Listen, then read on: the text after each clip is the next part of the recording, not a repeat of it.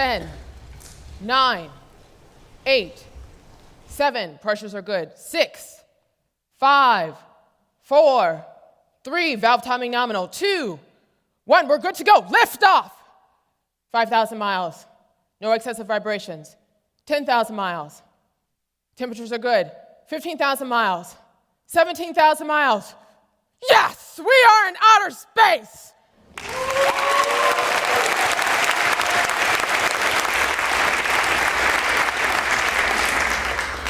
That was me, an award-winning rocket scientist sitting in mission control. I helped successfully launch Discovery, Columbia, Atlantis, and Endeavour space shuttles. Thank you.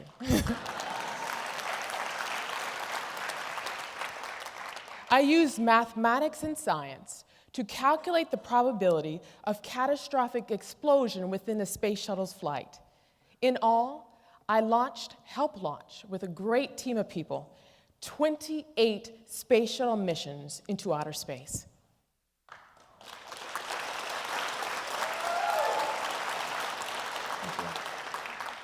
Now I can stand here and tell you how great it was to launch from the mission control. I can tell you how it was like to sign off and authorize multi-million-dollar engine tests. But I'm not.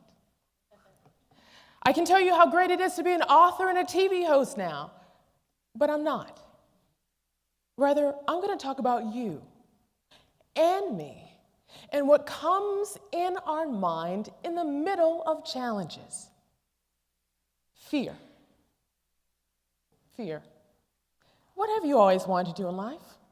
Do you want to be a multi-million-dollar business owner? Do you want to be the first in your family to graduate from college? Do you want to start a family? Well, for me, I always wanted to be a rocket scientist, but obstacle and roadblocks came into my path where I questioned whether or not I'd be able to do it. The truth is this: if we do not have a way to reprogram our minds to overcome fear, we will never be successful at our own specific missions in life. But there's good news. I have personally devised a 3-step method to overcome fear and reprogram the brain using 3 key decisions, and I'm going to share them with you today.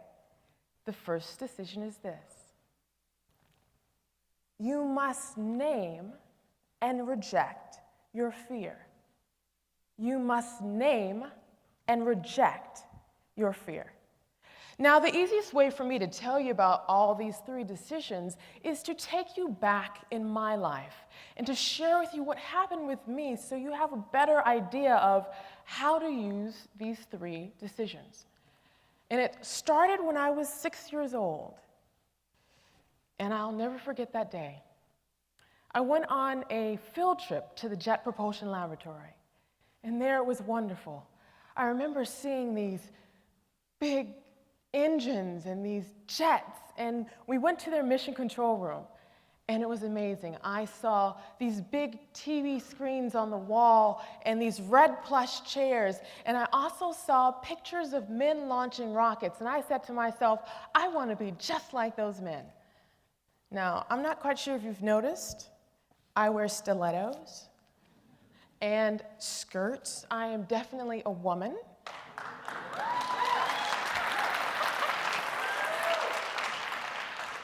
And that didn't stop me. I wanted to be just like these men. But obstacles came into my path. Now here I am, 10 years old, in the middle of a 5th grade class, and right next to me is a boy who's also 10, and he has been recruited into a gang. He and I get into arguments quite regularly because, frankly, I don't know the power of my words at this age. And he wears this ring on his finger that he files down so it acts just like a knife. And so one day in a heated argument, he takes this ring and he socks me right under my eye. Now, being a champion, an Olympian, I stand up to defend myself, and everything goes blank. I cannot see one thing. I am later rushed to the hospital, and I have 5 layers of stitches placed in my face, and the surgeon tells me I'm lucky. Had it been any higher, I would have lost my eye. Now, I'm pulled out of school for months, where right next door there's a crack house, and I see people getting high on the outside of my bedroom window, and our mother has us sleep in the bed in a certain direction, so if the bullets came through the house, if it came through the walls, it would hit our feet first and not our head. So in the middle of downtown Los Angeles, in poverty, face disfigured, and I want to be a rocket scientist. Next, I am placed into another school where I fail algebra, then I fail geometry, and then I go to a performing arts school and I fail chemistry, then make a D in calculus. Then a blessing occurs. There's this man, this teacher, and he says that if anybody wants help for their AP calculus exam, he would tutor them for free. So I jump at this opportunity, and I catch the bus 2 hours each way just to sit with this man for 1 hour. And I remember looking at the information, and I remember thinking, wait, I can get this. I can get this. I may not understand it now, but I will. I'm not going to let failure stop me. And that was the first time I learned to name and reject my fear. It would be a beautiful story if I told you that I took the AP calculus exam and passed it, but no, I failed it miserably. But what I learned is that process to invest in myself and others in education. I took those skills and graduated at the age of 16 from high school, and then later applied those skills to the university I attended, where I tutored thousands of people in mathematics through educational group programs. And I and other people learned to name and reject their fear. And I fortunately was able to be one out of top 5 graduates out of a 6,500 graduating class. You must name your fear and reject it.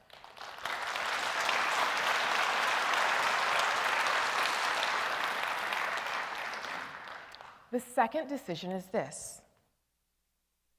You must reprogram your brain with different thoughts.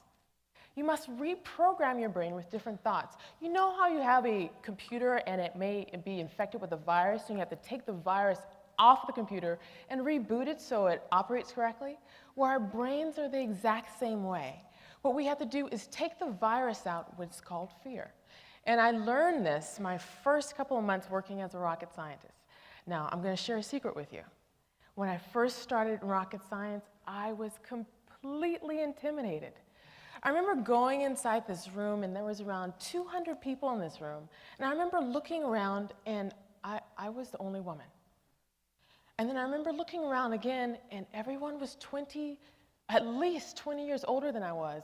And I was hearing all these words I didn't know. Beads of sweat would come down my forehead as I was hearing SSME, ITAR, RP1, ISP.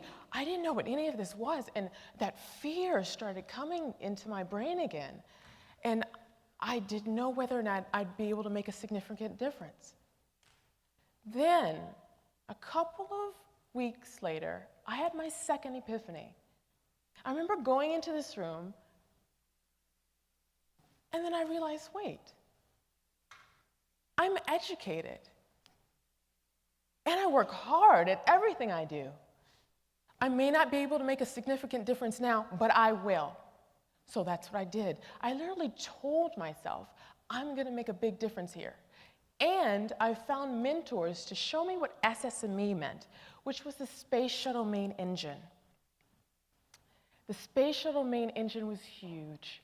I found out where every single duct, line, weld, tube, every valve was placed, enough so I was able to help redesign new engines and sit in mission control. This work allowed me to become one of the youngest engineers of the year. You must reprogram your brain with different thoughts. And the last decision is this. The last decision is this.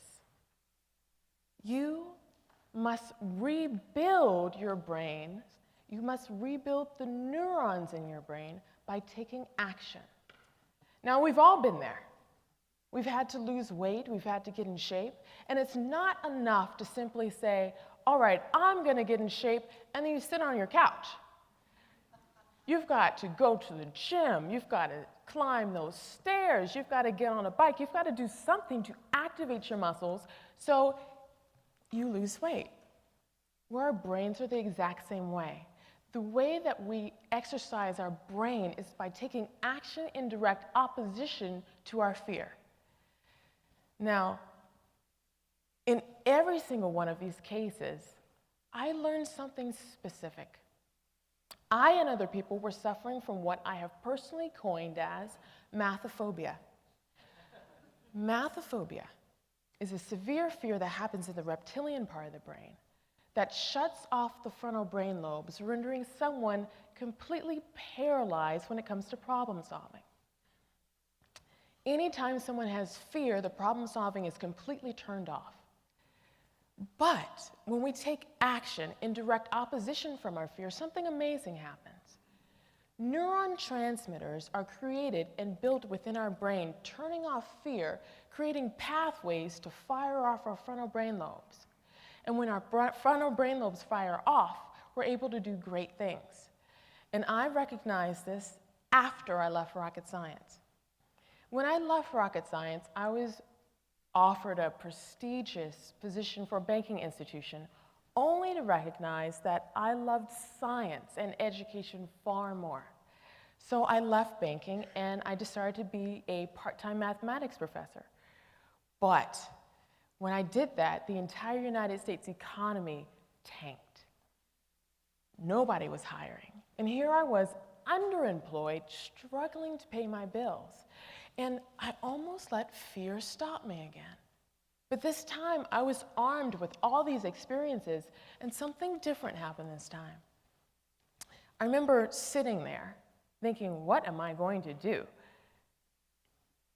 And then I had my latest realization. Wait, I'm talented. If no one is hiring, why not hire myself? So that's what I did. I hired myself. I created my own educational entertainment company. First, I created my website with all the cool different science, technology, engineering, and math videos. Then what I did is form the company specifically. I had to find out the difference between the S corporation and a C corporation. Next, what I did is I hired tutors. Then I wrote a book. Now my team and I are creating educational TV shows for network programming. I didn't know how to do any of this. But in that process of learning to become a beginner again, what I was doing is turning off the fear in my own head, creating neuron transmitters in my own brain, firing my frontal lobes, allowing myself to be creative and creating opportunities. So, if there's one thing I want you to remember today, it's this. You can reprogram your brain to override fear if you name and reject your fear. Reprogram your brain with different thoughts and take action in direct opposition to your fear. If you do all these three things, guess what? You can do anything you set your mind to, even become a rocket scientist.